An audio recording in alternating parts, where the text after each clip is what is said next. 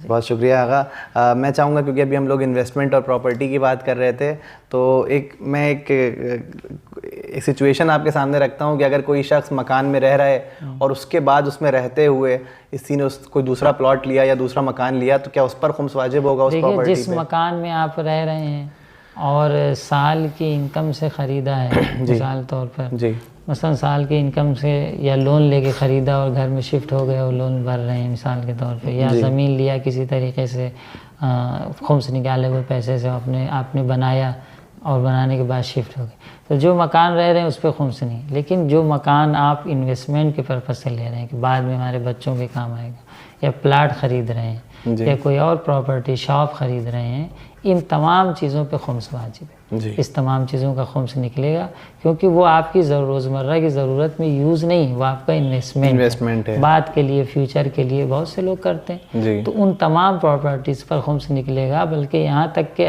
हर साल अगर उसका रेट बढ़ रहा है तो उसका भी निकलेगा। जी, यही मेरा अगला सवाल होता है कि आपने अगर एक प्रॉपर्टी सपोज 50 लाख की ली और अगले साल उसकी 60 लाख कीमत हो गई, तो उसकी वैल्यू पे भी खुम्स वैल्यू जो एक्स्ट्रा। अभी और बात है कि बाज़ लोग नहीं निकाल पाते, अलग से कहाँ से पैसे लाएं, और वो भी बेचा नहीं है, तो वो फिर वकील पे रुजू करते हैं, उन्हें एक मोहलत दी जाती है कि जब आप बेचिएगा तब अदा कर दीजिएगा। लेकिन खुम्स उसका, क्योंकि इन्वेस्टमेंट पर्पज़ से लिया है, उसका खुम्स हर साल उसके जो रेट बढ़ रहा है, आज पे खुम्स लागू होगा जी, उसका खुम्स अदा करना होगा। बहुत शुक्रिया क़िबला, बहुत वाज़ेह जवाब हो गया ये भी।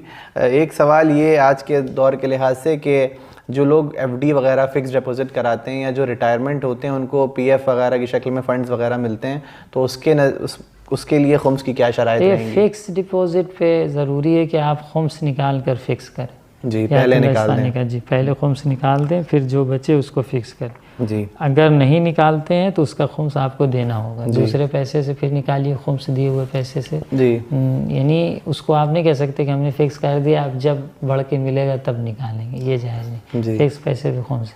रिटायरमेंट के बाद जो फ़ंड मिलता है, अगर वो फ़ंड आपकी सैलरी से कट रहा है जी, और आपका ही पैसा है उनके पास जमा हो रहा है, आपके गालिबन ऐसे ही होता है कि सैलरी से आपके डिडक्ट होता रहता है धीरे धीरे जी, तो जब वो मिले उसका खुम्स फ़ौरन देना ज़रूरी है, जब लास्ट मोमेंट पे मिले, क्योंकि वो आप गोया किसी को आपने कर्ज दिया है, अब कर्ज सालों गुजर गए, वो वापस नहीं किया, 5 साल बाद जमा वापस हो रहा किया, था जी, तो आप जब वो आपको वापस करेगा उसका खुम्स एक बार खुम्स आखिर में निकल उसी तरीके से अगर सैलरी से कटता रहे तो जब मिलेगा फ़ौरन उसका खुम्स अदा कर देगा। अगर सैलरी से नहीं कटता रहे, सरकार ने इनाम के तौर पर या ये कि भाई ये रिटायर हो तो इन्हें कुछ देना चाहिए जी, यानी पहले से आपका कुछ जमा नहीं था, जी, तो फिर उसमें आप खुम्स की डेट तक वेट करेंगे। खुम्स की डेट से पहले अगर यूज़ हो गया ज़रूरत में तब तो उस पर खुम्स नहीं, लेकिन अगर खुम्स की डेट आ गई और फिर भी वो यूज़ नहीं हुआ तो फिर उसका खुम्स आपको या ज़रूरत में इस्तेमाल हो गया, मगर वो इन्वेस्टमेंट के तौर पे होगा तो वो आपने बयान किया नहीं है, वो तो इन्वेस्टमेंट है। ज़रूरत मुराद यानी रोज़मर्रा के खाने बुनियादी ज़रूरियात, बुनियादी ज़रूरत जिसमें वो सर्फ हो जाता है, ख़त्म हो जाता है, वो तो बाकी है। जब बाकी है तो उसका खुम्स है जी।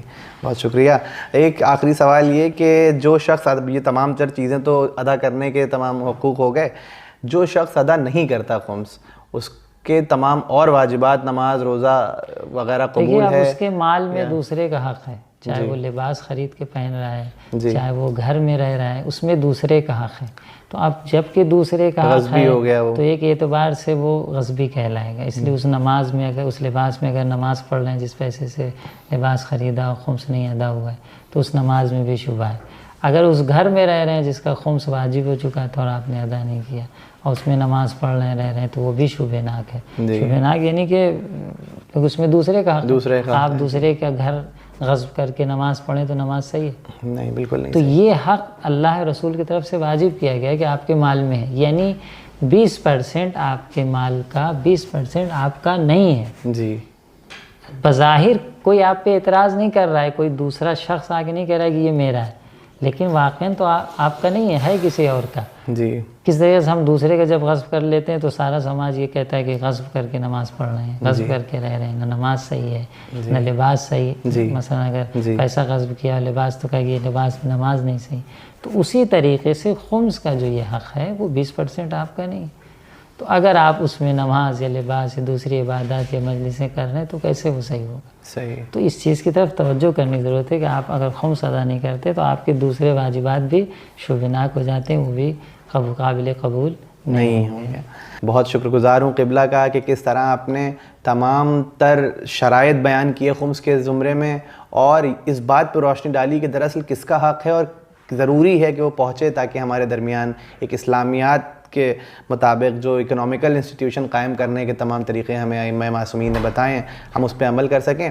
क़िबला मैं चाहूँगा कि इस पर भी थोड़ी सी रोशनी डाल दें कि क्योंकि अमूमन कुछ अफराद ऐसे हैं कि जो अपनी नादानी पे, लाइल्मी की बिना पे काफ़ी अरसे से खुम्स नहीं निकाल पाए, तो आप उसके लिए एक आसान सहल रास्ता भी बयान कर दें कि अगर वो आपसे रुजू करना चाहें या वकला हज़रात से रुजू करना चाहें तो किस तरह से रुजू करके हिसाब किताब करवा सकते हैं। हाँ देखिए, अगर सालों खुम्स अदा नहीं किया और हिसाब किताब नहीं समझ में आ रहा है तो वो रुजू कर सकते हैं, क्योंकि हमें इख्तियार दिए गए हैं कि हम उसे मोहलत दें, या ये कि उसका हिसाब किताब कैसे करना है, कैसे हिसाब किताब करें, या मुसालहत करने की ज़रूरत है तो मुसालहत करें, या 10 गर्दान मसलन उसको मोहलत देने की ज़रूरत है तो मोहलत दें। वो तमाम इख्तियारात जो वकील को होते हैं तो उस तरह से वो इख्तियार पाए जाते हैं। अगर कोई रुजू करना चाहता है या कोई हल करना चाहता है तो बेशक रुजू कर सकता है, कोई मसला नहीं। बहुत शुक्रिया।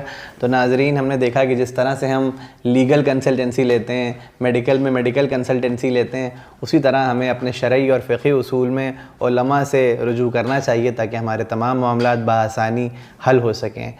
मैं बहुत शुक्रगुज़ार हूँ क़िबला आपका कि आपने अपने तमाम अहम औक़ात में से हमारे लिए चंद लम्हात निकाले।